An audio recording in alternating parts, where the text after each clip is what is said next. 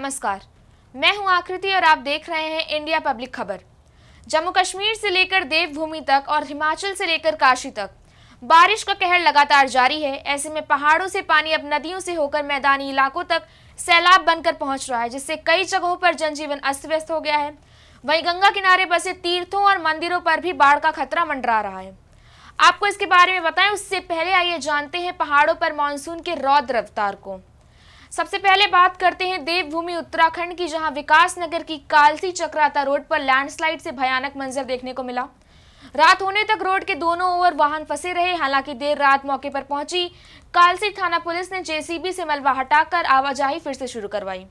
वहीं जम्मू के उधमपुर में भी सुबह सुबह पहाड़ों से चट्टान गिरने से रास्ता जाम हो गया। गनीमत रही कि कोई वाहन इसकी चपेट में नहीं आया।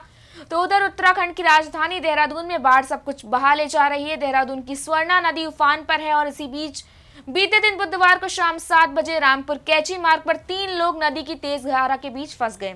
हालांकि एनडीआरएफ की टीम ने समय रहते ही तीनों युवकों को बचा लिया, नहीं तो बड़ा हादसा हो सकता था।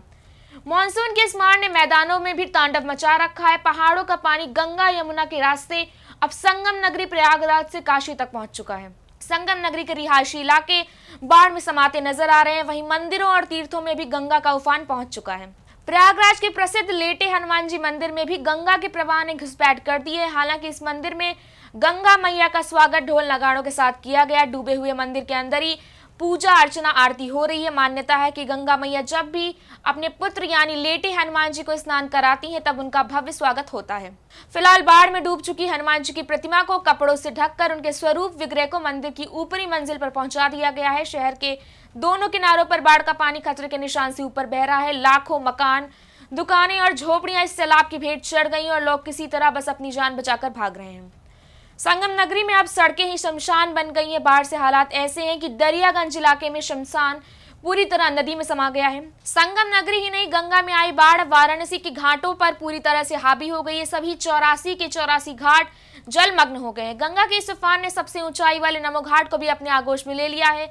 नमो घाट पर बने विशाल 4 हाथ नमस्ते स्ट्रक्चर तक अब बाढ़ का पानी पहुंच चुका है, जिसको देखते हुए प्रशासन ने नमो घाट पर नीचे जाने और फोटो लेने पर रोक लगा दी है।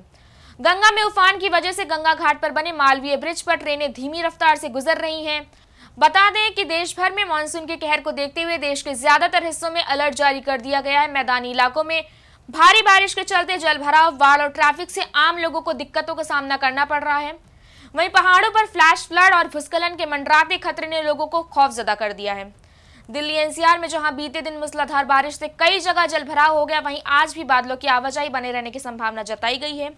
उत्तर प्रदेश और बिहार में भी भारी बारिश का संकट और बढ़ता जा रहा है। तो वहीं झारखंड, उत्तर उड़ीसा, मध्य प्रदेश और छत्तीसगढ़ के पूर्वी इलाकों में आंधी तूफान के साथ बिजली गिरने का अलर्ट जारी किया गया है।